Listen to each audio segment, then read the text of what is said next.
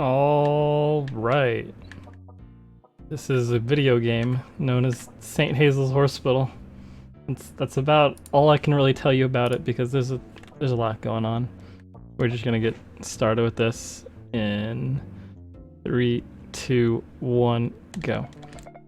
You know, actually, what the best thing about Valuethon is all the other marathons I've done this month, I've had webcam on, and for this one, I can just like bundle myself up in blankets and nobody's gonna judge me. This is great. Anyways, this is St. Hazel's Hospital.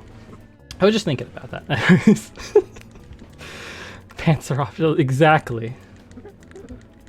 So this is Hazel, who does not in fact own the hospital. The title's a bit misleading, but Hazel is part like dog or some other creature that can do this strange movement. I don't know what even you would call this thing that Hazel's doing. But if you crouch, because you're supposed to crouch and sneak by things, which is hilarious. So instead of doing that, we're just gonna crouch and crouch, and that gives us a little speed boost so we can zoom along. So you're supposed to do some sneaky, cool stuff to get past these doctors that have pitchforks for like no reason, just for the heck of it. But you can just zoom by them. So you're supposed to, you know, trick them into going into that banana peel, but you can just casually introduce the banana peel to them. Let them get to know each other on the ground for a little bit. Or you can just stomp them and just take their key cards. Really, it's just, you can do whatever you want. This is basically an open world game. So yeah, we've gone through a few levels here. So this is Toilet Jimbo. That is his actual name. If we restart, he disappears, which is how I prefer it, so we'll do that. But yeah, we're just gonna sneak by. He wants teeth. I think he already has teeth, but we're just giving more teeth, I guess. I don't know. I don't know, I don't remember. Maybe he does, maybe he doesn't. We're gonna give him some teeth. He's gonna give us a little something something. No, he doesn't have teeth, never mind. Everything's fine. The canon is still true. So this is gonna give us a flashback to Vietnam, because St. Hazel's Hospital is out of control and nobody ever stopped it. This is Frida. Frida is a small child that is for some reason serving in Vietnam. What we can do, it's very important to do. Oop, almost did it. There we go. You can just knock Frida down. There's no benefit to doing it except that during the cutscene Frida is in there, which is, again, perfectly how I like it. That is the most optimal thing to do. So you're supposed to grab your friend Buddy here, who is, I guess, permanently attached to this hospital bed, but you can just kind of crouch and kind of shove him along a little bit, help him out a little bit. See, look, Frida's gone. Where'd she go? I don't know. She's gone forever. So we're gonna throw a grenade at her. This is going to make her reappear. There you go. A good magic trick. Horses are 90% teeth. I believe that is a like factual statement. Google told me that once. So we've gone through a first few minutes and we haven't done any skips and stuff and wackiness other than the game itself. So we're do a little something something here. Also, when you're sneaking around in this game, you can crouch into these bushes and they just will forget that you exist. So they'll just run right by you. But anyways, you can go in this corner. Once you get way back in the corner, you do a little twist and it clips you out of bounds. Your feet have no clue what to do once you're out of bounds. You'll notice that our feet just kind of like tuck themselves in a little bit. And I don't, yeah, you know, that probably we're not intending for you to go out here, I think. I'm not sure. I guess it's for you guys to judge. Anyways, so you can get near the elevator and it puts you into the next level. It's close enough for the game. You do actually have to sneak here. That's the entire amount of sneaking we do in the entire game, so hopefully you enjoyed that. Oh, cool. That clip is very random and we just immediately went out of bounds. Good stuff. Great. Marathon luck, it's alive and well. Okay, cool. So I was supposed to clip into the elevator, but instead I clipped inside and then into the elevator. Okay, cool. That worked. Just how I planned it.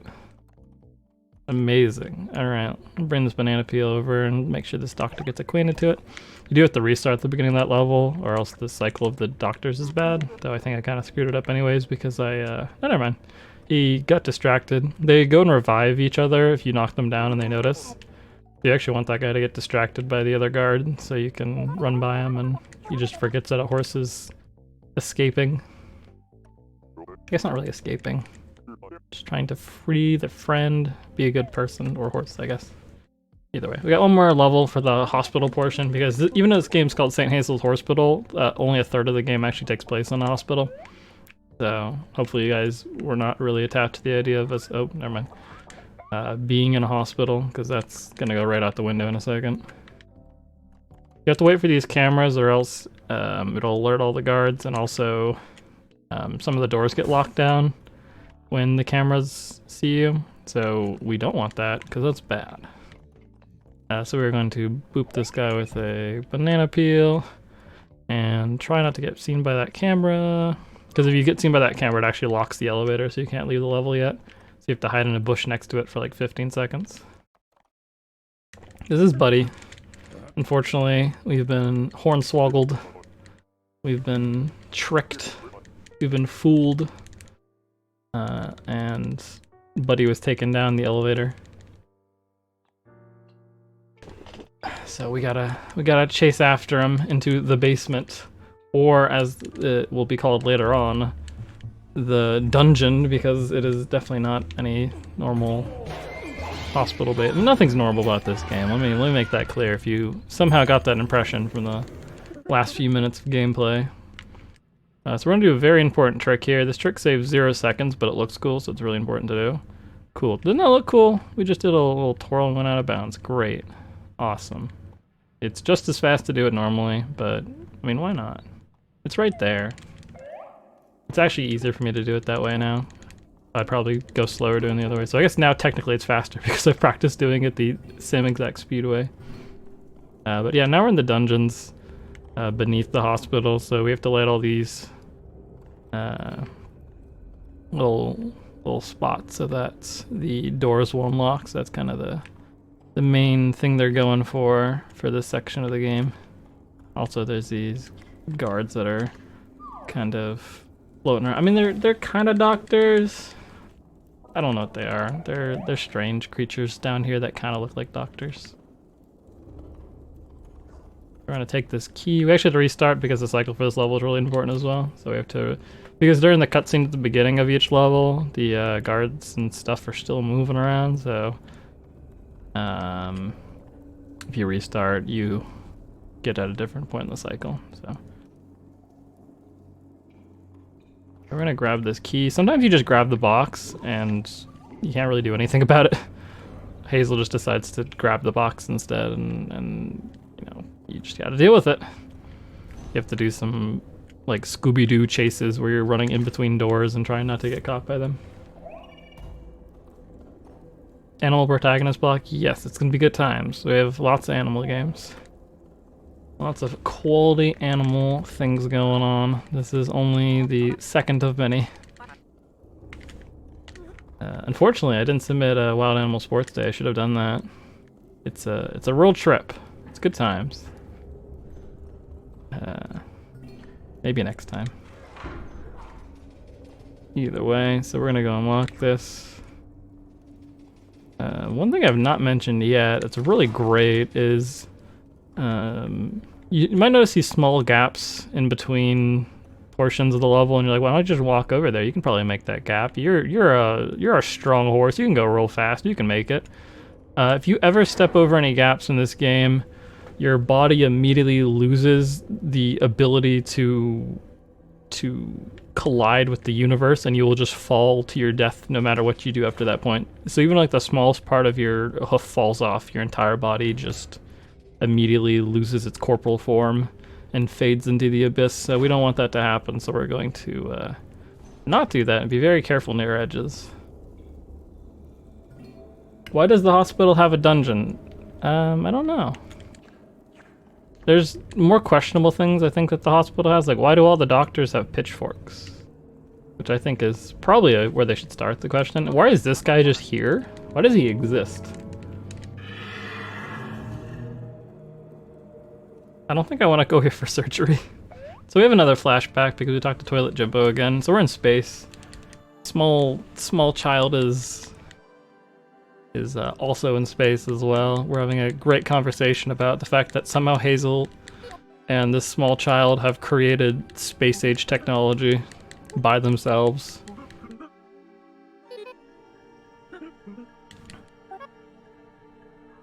Actually, I think only Frida did it, so a small child has created this entire space system themselves. Either way. So we're back in, now the dungeons. Apparently we were in the basement before, and now we're in the dungeons, and we're talking to a witch cult. This is the witch cult. Hi. So they're creating some sort of strange concoction that lets you mind control people. I think. I'm pretty sure that's what's going on. I don't know. Either way, what it does let us do is let us mind control us, no matter what it's supposed to do.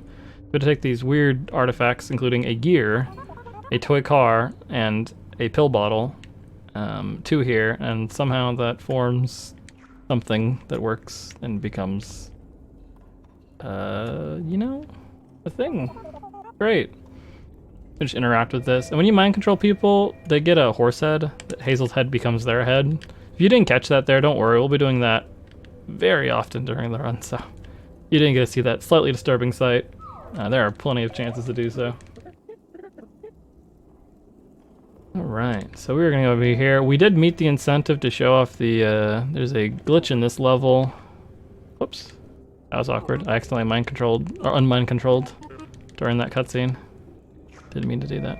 Either way, so we had to talk to that guy, and he tells us we're hungry, and then a muffin spawns, so we can give him a muffin. We'll come back here after we finish the game to show off the glitch, but I mean, this is kind of part of it, is you can just, for some reason, there's no collision when you are mind controlling, so you can just walk across open gaps like that, and just skedaddle on through. And now Hazel can finish the level. Unfortunately, you can't finish the level as the mind-controlled person, or else you could just walk to the exit, like right then and there. And it would be pretty good. Actually, I just got an idea of something to think about for that level. I wonder if you unmind control and remind control if it tricks the game and lets you finish the level early. I don't know. We'll see. I should have tried that in the middle of the run and see if it works. No. Anyways, so that's Scary Terry. It's a big floating head.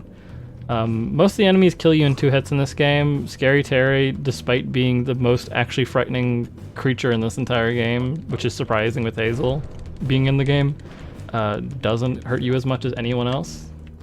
So it's a bit shocking. A bit unexpected. So anyways, we have to light these things on fire. Oop, never mind, the torch went backwards, defying all known laws of physics. And either way, that is the final level of the dungeon section. For those of you who have not seen this game before, I would implore you to guess on your own what you think the final level of this game is. Or final world, I guess. Area, zone, setting, place. We're also in jail, and then we're out of jail. World War II would actually be somewhat a White House space. These are like about as make as much sense as a glue factory, I guess. Trees. Trees was very close, because I'm sure outside this building is trees. Maybe. The factory where they make glue might be white. So yeah, we're in the glue factory, where canonically horses are made into glue and unicorns are made into super glue.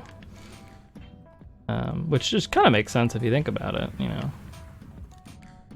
Either way, so we're gonna take this key card over here and get ourselves out of here. So there's flamethrowers now. I don't know what the flamethrowers do in this factory. They're just setting boxes on fire, and the boxes are just ignoring them. They're just kind of there. Applebee's would have been great.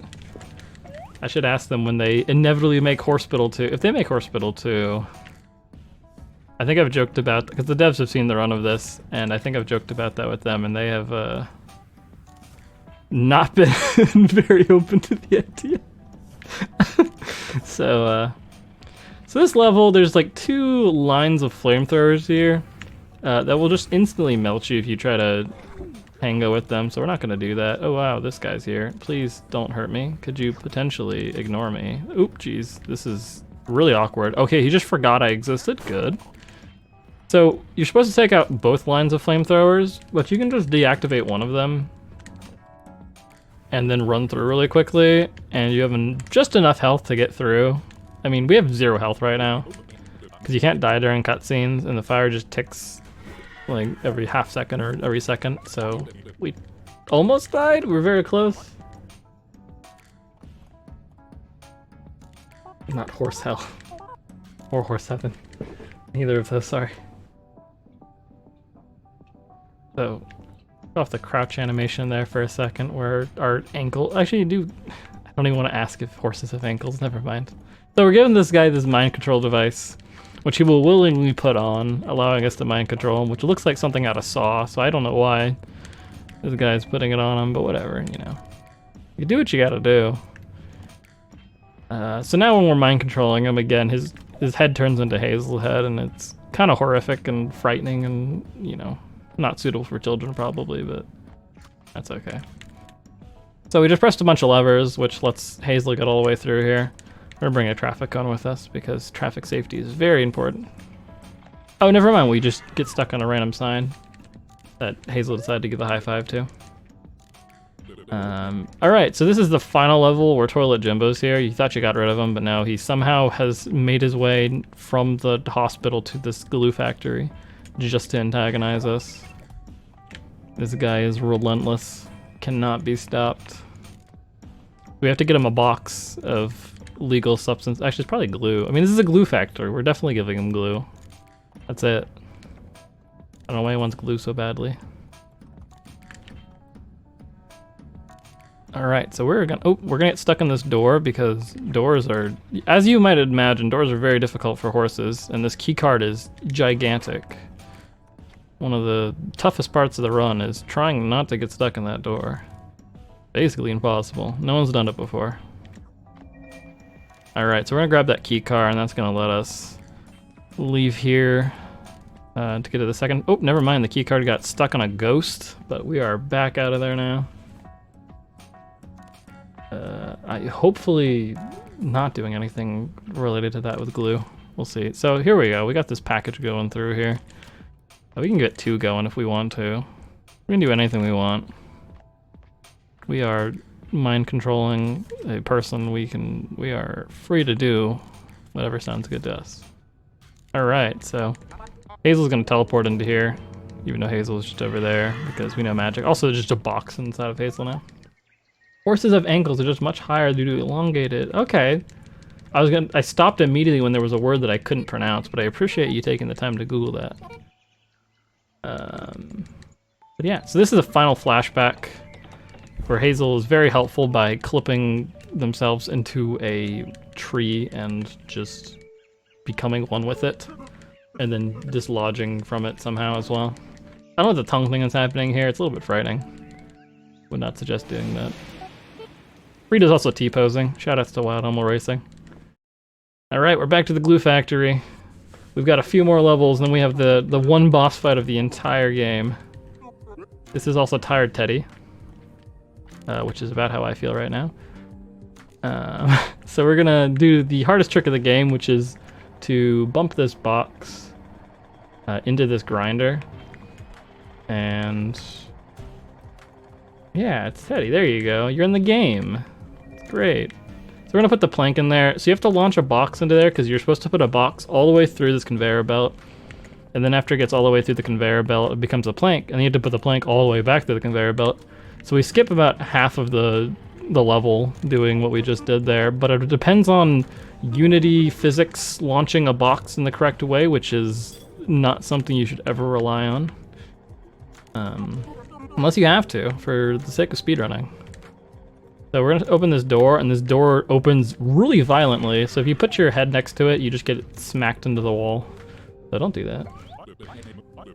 Alright, this is the final level. We have another kind of frightening grinder machine thing, but this time we're gonna put even more stuff inside of it. Not just wood things, but like metal things and plastic things. There's certain things you have to put inside of it to have other things come out of it. So we're just gonna grab some random stuff around the room. We're gonna take this cart, we're just gonna shove it here, and it's gonna knock some stuff out of the room with us, hopefully. If not, then okay, cool. All right, the cart is stuck against here, but that's okay. We can fix that by just hoping that it fixes itself. Great, they're all stuck against each other. This worked great. Now, one thing's supposed to come out for each thing you put in there, but sometimes it just duplicates. So you see there's like 3 just plastic or not even plastic, just barrels of stuff. And just a bunch of assorted things that flew out of that from the 3 things we put in. So, is Santa the bad guy? I don't know. Who is the bad guy in this game? We will see in a second, but remember, there are 3 characters in this game. One of them is Hazel. So you've got a 50-50 shot of who the villain of this game is. So we are going over to each of these different sides. We're using one of those items we got from each of these sides of the map, and we're flicking this lever, or also hitting the fire extinguisher as well. Either way.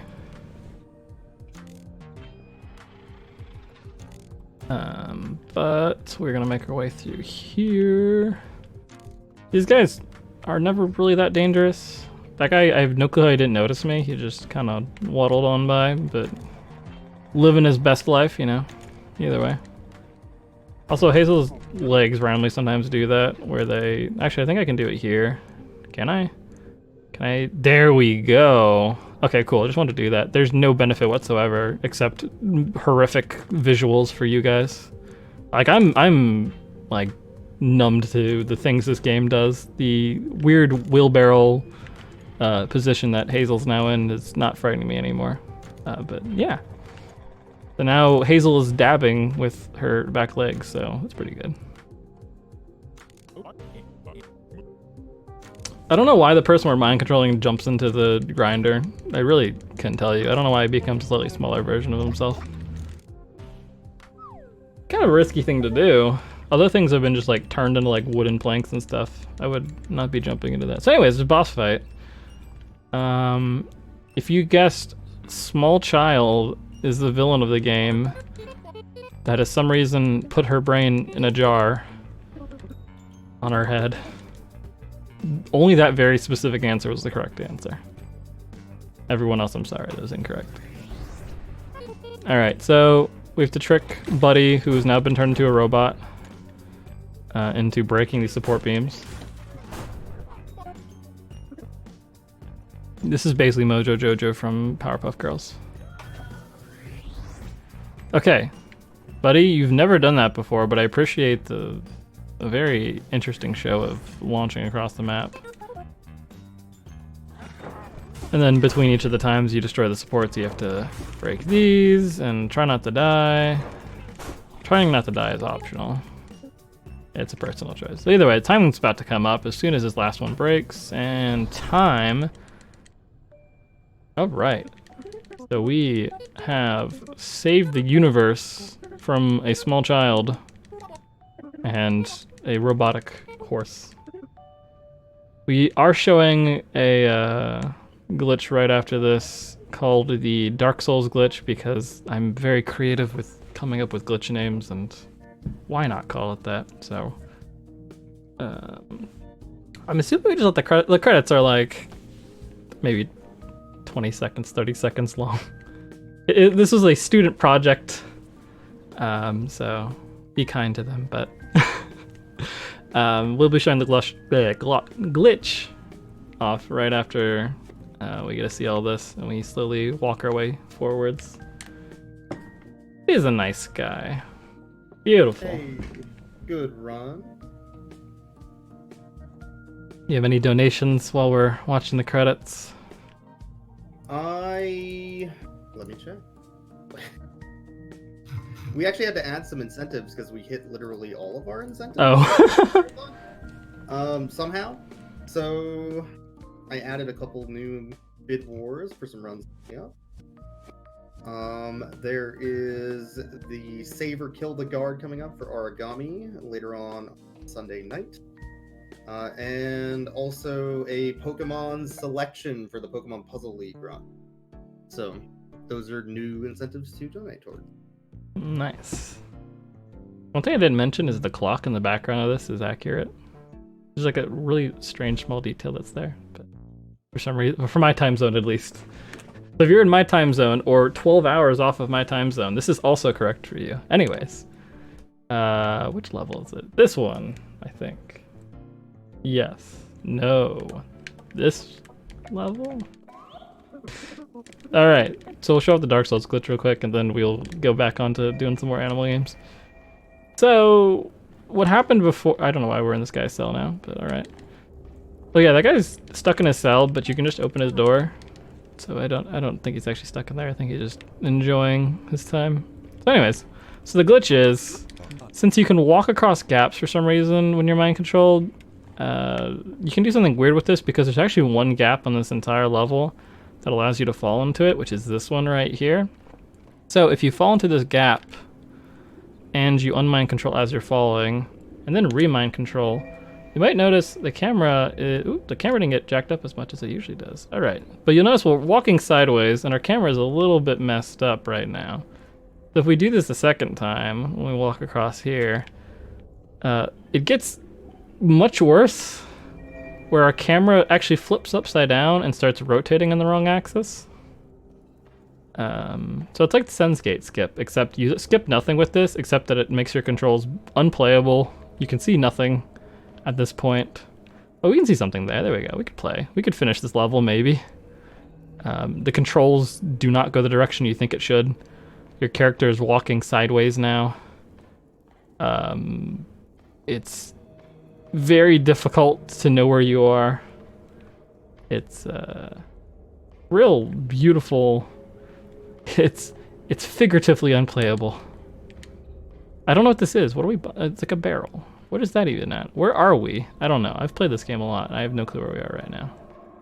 Yeah, good times. Either way. Oh, we found another hole. Great. All right, so that is the Dark Souls glitch. We're now flapping our arms. I don't know. When you do this glitch, the game just kind of falls apart, and the camera does not cooperate anymore. You get some cool angles. We're now inside this guy's head. Cool. Anyways, all right. We will be moving on to do Yawn on Celestial Elephant in just a second. I will swap games really quick, and we'll get right back into that.